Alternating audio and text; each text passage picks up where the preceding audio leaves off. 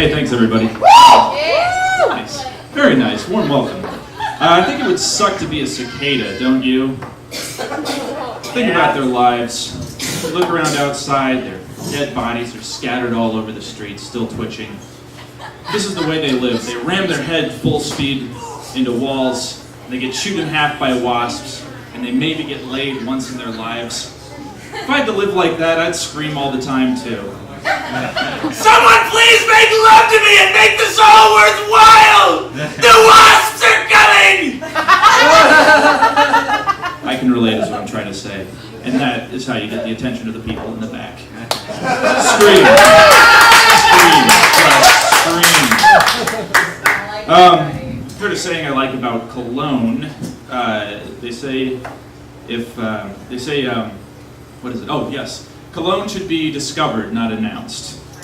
But based on some of the gas clouds I walk through on an everyday basis, I'd say we have to walk that back a little bit. I'm a big believer in incremental change. I think we should change that to cologne should be announced, not screamed from a balcony like Hitler declaring the annexation of Austria. Speaking of screaming, my dad is here. You'll see him come up a little bit later. We just got done with a camping trip. You know, as you get older and as your parents get older, it's important to spend time with them, make new memories and everything.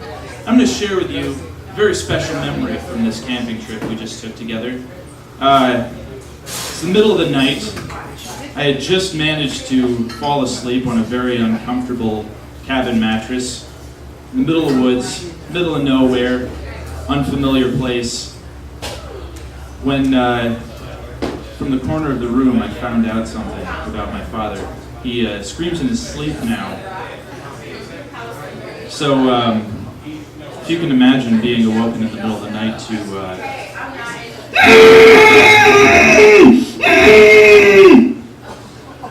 I don't know what it is, folks, about somebody screaming with their mouth closed. But it is so much worse than someone screaming with their mouth open. That is a sound I will never forget, a very special memory with me and my dad. Speaking of uncomfortable sleeping situations, I recently found myself on a Greyhound at 1:30 in the morning, because my life is going great. Here's the thing, I thought that I would sleep on the Greyhound, be all rested up by the time I got to my destination, but it didn't happen. Couldn't fall asleep. Kept thinking about this story I read a couple years ago where a guy was riding the Greyhound and another passenger cut his head off and ate his face. And that happened one time, you guys. I mean, I live in Chicago right now, I ride the Red Line train every day, and everyone I know has had something bad happen to them on that. Me, for instance, I was getting on the train one night. A guy started talking to me. He introduced himself. He took my hand to shake it, and in the middle of the handshake, he got into a screaming argument with his girlfriend. That amount of time. Do you think that if my entire ragdolled adult body was used as a weapon in an aggravated domestic dispute, that I could be charged with a crime? That's something I've had to wonder on the Red Line. And every time I ride it, I still fall asleep like a kitty cat in a ray of sunshine. I'm inconsistent is what I'm trying to say, folks. What else I got? Yeah. I'm a very paranoid guy. I worry a lot about my health. I've had this problem recently. I feel tension under my ribs all the time. So I went to my favorite website, webmd.com. I always think I have cancer, and it always tells me I have cancer. Great relationship we have. It tells me what I want to hear. So I type in tension under ribs, and what is the first result but stress? That's right, folks. The website that loves nothing more than to tell me I have cancer told me I need to chill out. I think it's getting tired of me. I have a confession. I'm 31 years old, and I cannot mop. Can't do it. I've tried and tried. Every time I see this centralized mess here, and I just move it around until it's a little bit of mess everywhere. You tell me, sir.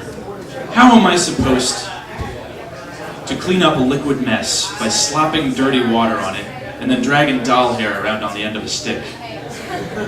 Don't answer that, I don't want to hear. The point is, it's very difficult. It's very difficult. I'll get out of here on this one. I don't know if you've heard about The Secret, the Law of Attraction. I've heard a couple of whoops. It's a very popular self-help book. A lot of people are getting into it. A little bit of alternative spirituality. Nothing wrong with that.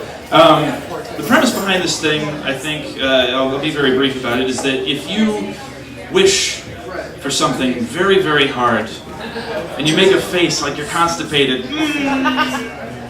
then it'll come true. You'll get everything you want.